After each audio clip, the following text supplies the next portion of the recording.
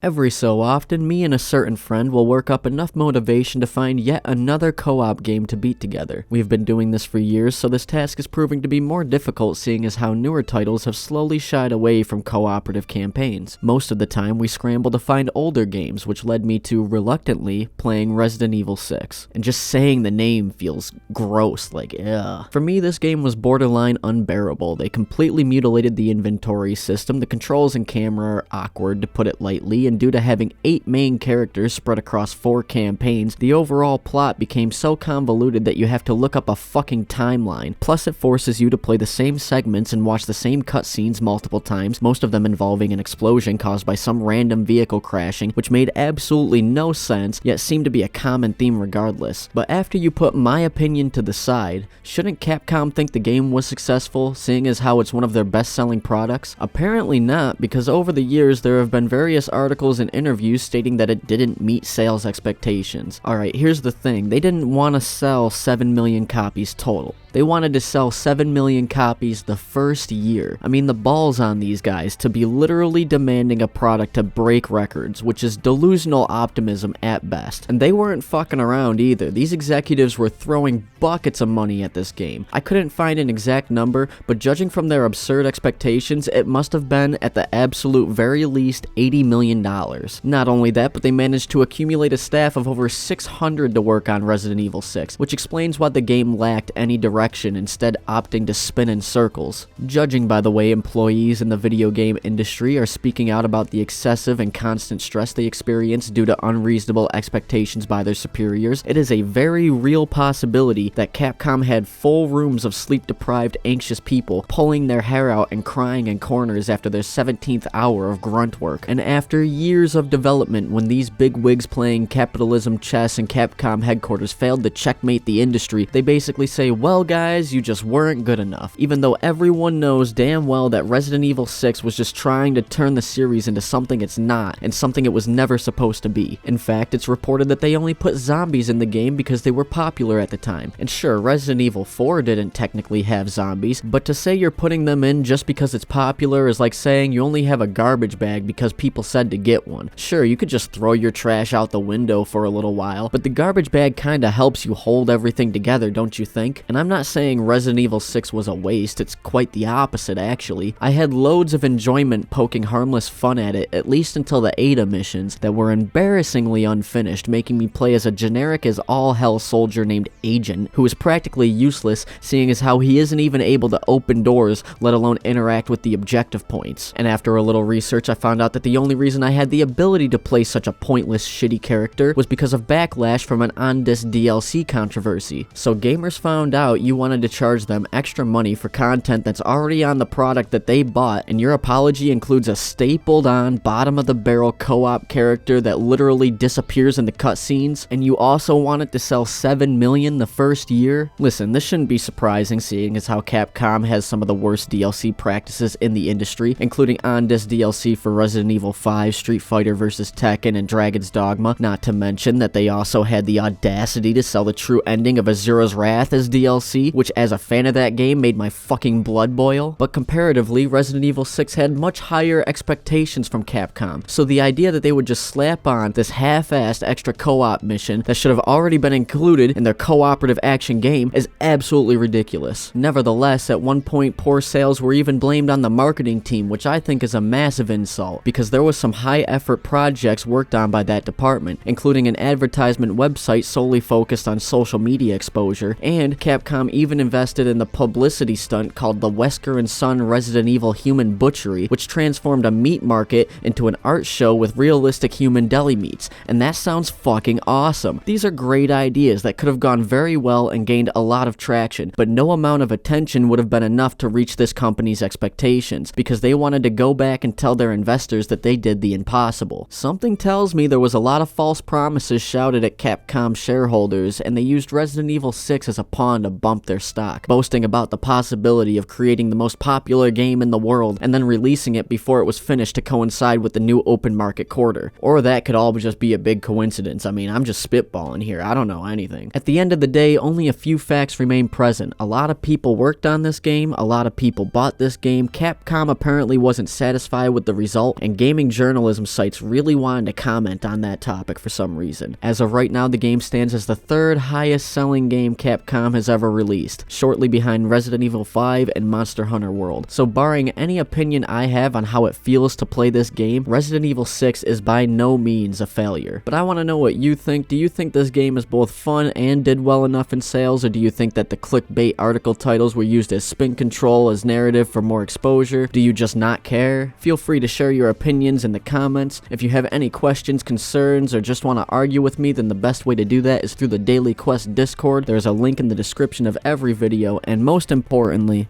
have a nice day.